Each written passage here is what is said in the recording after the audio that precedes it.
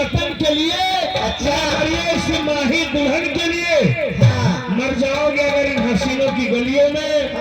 भगवान जानी चंदा लागी कफन के लिए। जाना तो सब है। गाड़ी की फरमाइश से अकेली डर लागे रात भरी अम्मा।